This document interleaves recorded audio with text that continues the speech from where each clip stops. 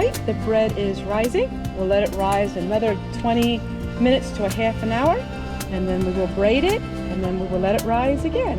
Hello everyone, and welcome back to my kitchen.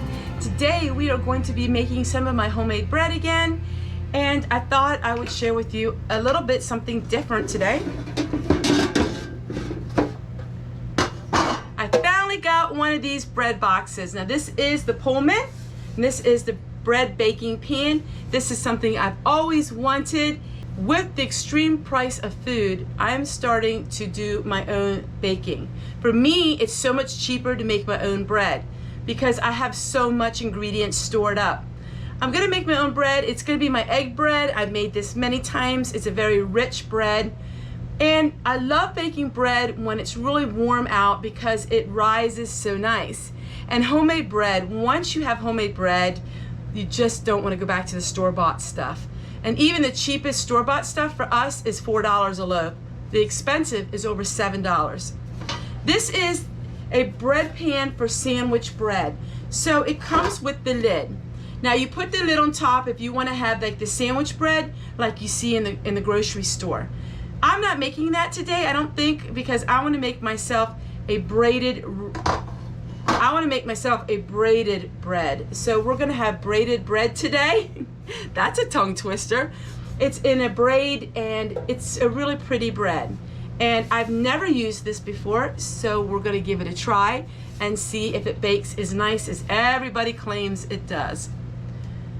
For me, it's simple. I just throw everything in the bread machine. I let the bread machine do all the work. That way I don't have to have the mess of flour, but all of my bread baking videos you can use by hand, or you can use it with a mixer. But the bread machines really, I would really suggest you get a bread machine. You can get them so cheap. Yard sales have them. I got these for $3. Most of my bread machines I got for $3. This one I got free on Free Cycle. Free Cycle is a little bit like Craigslist, except for it's all free items. All right, everyone, now the bread has risen the first time. So we're gonna take the bread out and we are going to twist it into a braid. Now we're gonna go ahead and put it into a bread pan and let it rise to its double in shape. And then we will bake it. Homemade bread does take quite a while to make, but it's so worth the wait. So I made 2 different batches, because to be honest with you, I wasn't sure exactly how much bread dough it will take because this is a large bread pan, as you can see. So I did a double batch and I think it would be the perfect amount. So this would be a 4 pounds. This would be 4 pounds of bread dough. All right, we're gonna shape it into a braid. All right, so there we go. This is how I have the bread.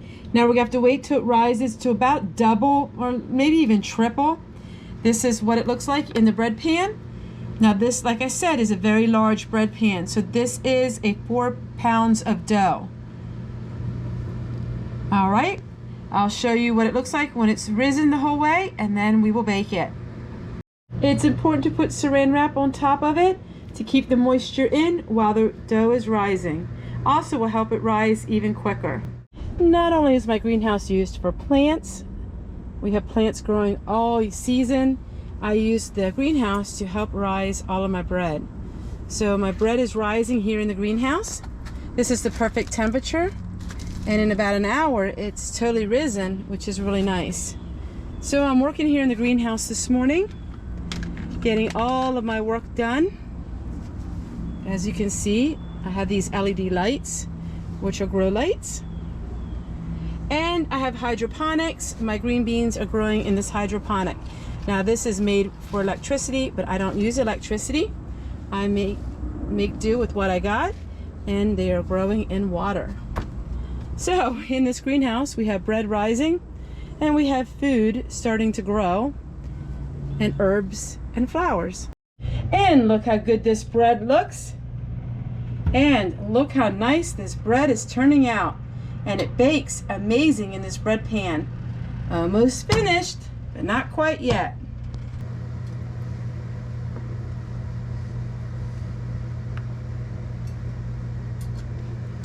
With the Loaf pan, the bread is evenly brown. It turned out perfect.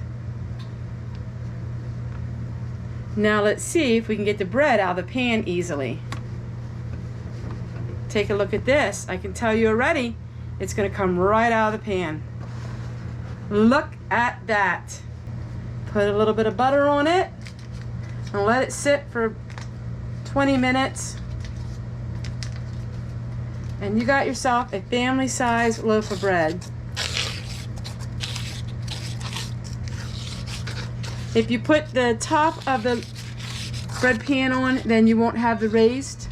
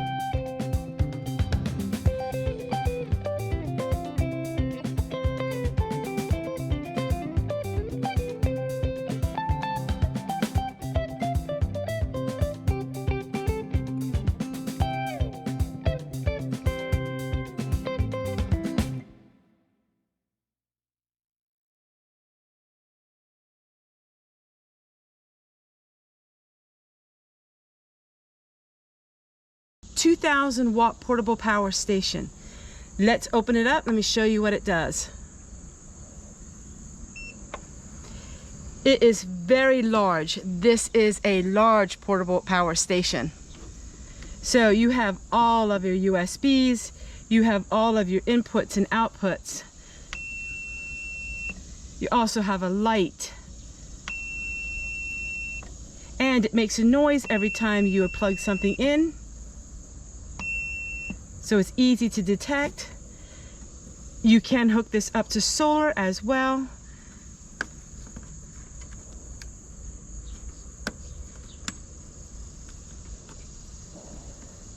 It has a lot of different things to get it into, and there is the electric port if you want to plug it in the electrical. It has the overload protection.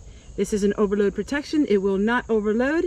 So that is a safety feature. And up the top, and this is where you're going to find all of your cords. So let's go ahead and let's hook this up to the solar and see how it works. And here is your electric cord. So everything is kept in here really nice, so you won't lose your cords to it. This is at 31%. We're going to hook it up to solar because we use solar here on the homestead. Let me go ahead and hook it up and I'll show you what it looks like. And we're going to plug in our lights because we need to see what we're doing.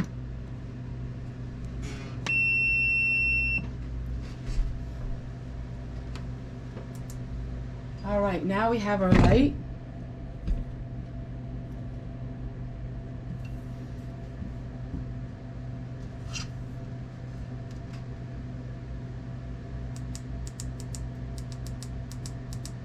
Show you the different cycles. So what it's showing you here is discharge remaining is 9 hours at 31%. Now we're not using a whole lot of electricity right now. We're not using a whole bunch of the power unit because it's only calling for water. When it starts washing, you're going to really see the output and the input. When it's really washing, you're going to see the output come a lot higher. So we'll keep watching and I'll show you. This one I really like because it stays steady power. It doesn't flicker on and off. Now we're in the washing cycle.